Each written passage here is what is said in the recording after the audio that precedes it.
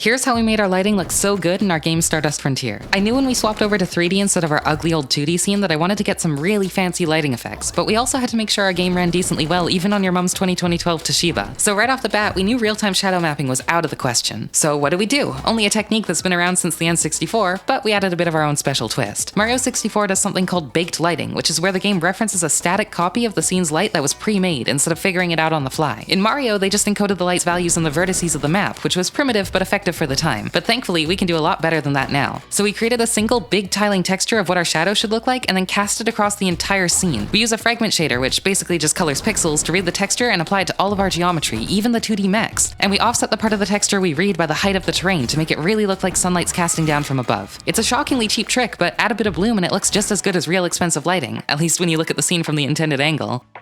Wishlist Stardust Frontier on Steam.